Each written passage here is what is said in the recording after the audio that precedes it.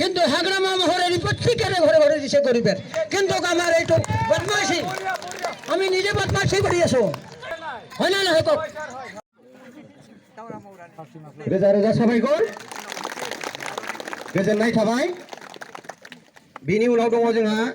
सन्जना नार्जारी दालांगुरि आरो बिनि उनाव दङ जोंहा रिना नार्जारी बिथाङाबो दालांगुरि आरो अन्जना ब्रह्म बिथाङा सामागुरिनि बिथांमोनखौ फारि फारियै फैनो थाखाय आं बे समाव गुरैयै खावलायबाय गोजोननाय थाबाय बिथांमोननिसिम 2020 जानाय बे बिटिआर एकर्डनि गेजेरजोंहाय जोंनि बै मोनखानाय क्षमताफोरा जोंहा लासैनो थांफिनगासिनो दं दा बुंनो थाङोब्ला जोंहा बिटिसिआ अलखदनि समाव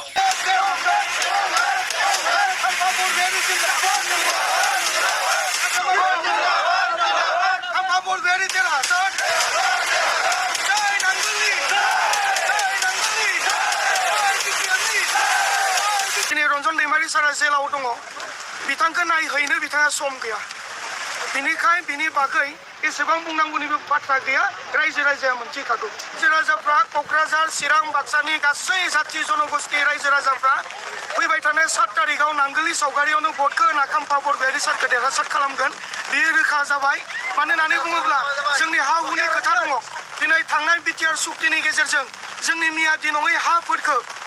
प्रमद बर'आ सरकारनो हरफिनदों जायनि थाखाय दिनैनि तारिखआव मियादि नङै हा थामहिनबा 160 हाफोरनि खाजोनाफोरखौ लाला जायनि थाखाय दिनै आसाम सरकार भारत सरकारा जोंनि मियादि नङै हाफोरखौ लानानै थांफिनदों बेनि थाखाय रायजोफ्रा दुखु मोननाय दङ जोङो आन्दोलन खालामनानै जिउ दान होनानै गोबां होस्रिखावनानै मानसि थैनानै मोननाय हाखौबो प्रमद बर'आ जे सरकारनो हरफिननो हायो बेखौ लानानै दिनै रायजो राजाफ्रा दुखु मोननाय दङ बिथांमोननि थाखा फैसाजों बायनो नागिरनायाबो बेयो सक्सेसफुल जानाय नङा फैबाय थानाय 7 तारिखआव क'क्राझारनि बाकिन्दा एबा चिरां बाक्सानि बाकिन्दा गासैबो जाथि जनगोष्ठीया खाम्फा बरगयारि सारखौ देरहाहोनो थाखाय नांगोलनि सावगारियावनो भटखौ होगोन एबसुआ पलिटिक्स खालामनाया दिनैनि नङा गोलाव समनिफ्रायनो एबसुआ पलिटिक्सखौनो खालामबोबाय थादों आरो नैबे जोंनि ट्राइबेल कोटानि जिथुनाखि Kokrajhar seat ST reserve seat बे 10 बोसोर जोंनि ट्राइबेल रिजार्भेशननि सीटनिफ्राय जोंनि ट्राइबेल मानसिनि बन्चित जाबोनायनि दायनिगिरियाबो एबसुआनो बैखिनि समायाव एबसुनि आफादगिरिमोन प्रमद बर'आ बिथाङा हिरा सरनियानिफ्राय कौटि थाखा लाबोनानै 10 कौटि थाखा मोनोब्ला 9 कौटि थाखाखौ गावनि न'आव दोननानै 1 कौटि थाखाजों इलेक्सन गेलेनानै बर' रायजो राजानि भटखौ बिभाजन खालामनानै गुबुनखौ देरहाहोबोयोमोन दिनैनि तारिखआवबो ट्रेक्टर पार्टिया नैबे क'क्राझार समस्तियाव देरहानो थाखाय इलेक्सन गेलेनो फैयाखै ट्राइबेलफोरनि बर' जातिनि भटखौ बोखावनानै सोरखौबा देरहानो नागिरनायखौसो जों नुदों बेनिखाय बुजिनो आद्रा गैया दिपेन बर'आ जेसेबांनो होस्रिखावा मानो दिपेन बर'नि भेलिडिटिया जोबखाबाय आरो बिथांनि दैदेननायाव जुदि एबसुआ थाबाय थायोब्ला जोंनि गथ'फ्रा फैबाय थानाय जेनेरेसननि एबसुनि गथ'फ्रा नस्थ जाजोबगोनखौ जों नुहुरदों बेनिखाय फैबाय थानाय समाव मोजां दैदेनगिरिखौ एबसुनि दैदेनगिरि बा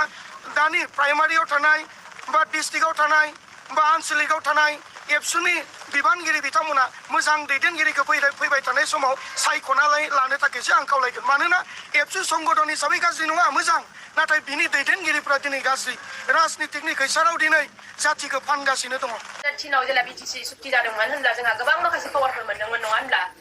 दा जोंहा खिन्थु नैबे 2020 जानाय बे बिटिआर एकर्डनि गेजेरजोंहाय जोंनि बै मोनखानाय क्षमताफोरा जोंहा लासैनो थांफिनगासिनो दं दा बुंनो थाङोब्ला जोंहा बिटिसिआ अलखदनि समाव बेनिखायनो दिनै जों बयबो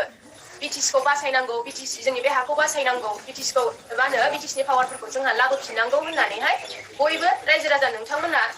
ओंखारबोदों नङा होनब्ला बिटिसिखौ बासायनो होननानै दिनैहाय बे बिटिसिखौ बासायनांगौब्ला नोंथां रायजो राजाफोराल' बेहाय बाहागो लाब्ला जानाय नङा जों बायदि उन्दै लाइमोन जाखांनाय लाइमोनफोराबो दिनैहाय बिटिसिखौ बासायनो होननानै जों दिनै खौसे जानानैहाय ओंखारबोदों आरो मिजिं लानानै जों प्रमद बर' सारखौ जों हेल्प खालामबोदोंमोन ना सापर्ट खालामबोदोंमोन किन्तु जों दिनैहाय 4 बोसोराव दासिमाव प्रेक्टिकेलि नुबाय बिथाङा दिनैसिम जेबो मोनसेबो जेनेबा डेभेलपमेन्टनि खामानि मावाखै जों बेखौ नुखाबाय बयबो बेनिखायनो जों दिनैहाय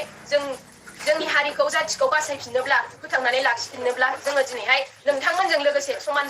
जों बायदि फरायफुनाय स्टुडेन्टफोराबो जोङो दिनै ओरैनो थानो साना जिहेतु जोंहा जोंनि नेक्स्ट जेनेरेसनावहाय बिटिसिखौ जोंनो बासायनानै नोंसोरनो बासायनानै लाखिनांगौ होननानै जोंखौ दिनै सोलोंनो खाबु होदों आरो बबेया इयुननि थाखाय जेनेबा जोंनि थाखाय जेनेबा जातिखौ नायगोन बेबायदि पार्टिखौसो जों दिनैहाय सापर्ट खालामगोन होननानै जों दिनैहाय ओंखारबोदों आरो जों दा नुनायखिनियाव जों एकमात्र बिपिएफ हान्जायाल' दिनैहाय जेनेबा बेबायदि इयुननि भबिष्यतनि खोथा सानो होननानै जोङो दिनैहाय मिन्थिनो मोनदों होनब्ला एकमात्र बिपिएफ हान्जायाल' जों होननानै दिनै बेखौ जों रोखायै फोरमान मोनदों आरोखि ना आरो जोंहा दिनै नै स्टुडेन्ट हिसाबै जोङो दिनैहाय जेनेबा माखासे जाथिनि खोथा जों बुंगासिनो दं जोङो बे हिसाबै जों एबसु आं दिनै एबसुखौ बुंनांगौनि जेनेबा बायद'था जानानै फैबाय बुंनो सानाखैब्लाबो जोङो दिनैहाय जोंबायदि फरायसाफोरा दिनै बर' फरायसा आफाद थाखानानै जों एबसुआवनो थानानै जेनेबा जाथिनि थाखाय मावनो हायोमोन जाथिनि खोथा बुंनो हायोमोन खिन्थु दिनै बेबायदि दुलाराय बर' फरायसा आफादाबो दिनैहाय जेनेबा बयनिबो साना लाबायनो गासैनिबो समान साना लाबायनो दिनैहाय नै बैयाव दरं उदालगुरियावहाय दिलीप सयकिया बिथांनो बिजेपिनि बिजाथिनो भट बिनानै होबाय होनब्ला बिथांमोना डाइरेक्टलि बिजेपिनोसो भट बिनानै होबाय होनबा बे बिजेपिनि बे बिजाथिया देरहानानै दिल्लीयाव थांला पार्लियामेन्टआव जों बर'फोरनि जौगानायनिथ' मोनसेबो खोथाखौनो बुंनायानो नंखायाना रायजोफोर होनब्ला बेनिखायनो नोंथांमोनहाबो जिहेतु दा मिन्थिबाय थाखाबाय जोंनि बिटिसिनि अबस्थाया मा जानो थांगासिनो बेनिखायनो आरो नै जोंहा बिपिएफ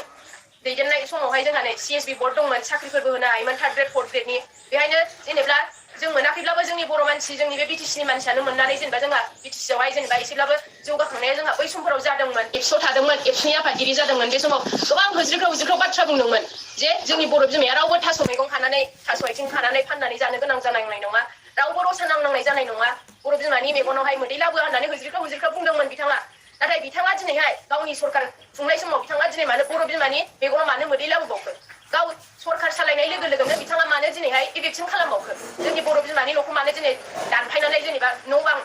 माबानानै सिलिंखार खालामनानै होखो मानो बिदिथ' खालामनो नाङामोन ना बिथाङा एफाबां हारिनि होज्रिख्राव बाथ्रा बुंबोबाय जोंबो बिथांखौ एफाबां मोजां मोनबाय एबसुनि समाव बिथाङा जिबायदि खोथा बुंदोंमोन एबसुआव थानानै जों बिराद बिथांखौनो जेनेबा जाथिनि थाखाय जेनेबा एकदम सानग्रा सासे थार व्यक्ति जेनेबा भगबान बायदि मानिदोंमोन जों 100 फुट गोथौ हा जावनानै नायब्लाबो मा होनो जोंनि आबै आबौनि हारा मोनगोन होननानै बुंदोंमोन बै समाव बिथाङा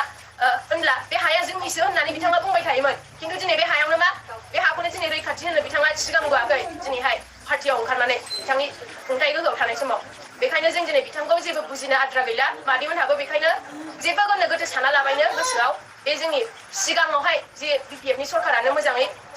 सालायबाय थाखादोंमोन बेखायनो मादैमोनहाबो गोसोआव जेबो गोनो गोथो साना लाबायनो बे बिपिएफ पार्टिखौनो आरोबाव भट होनानै देरहाहोफिनबानो जाबाय आरो जोंनि बिटिसिनि बे गोमालांनो नागिरनाय पावारफोरखौ बासायनानै लाखिफिनबानो जाबाय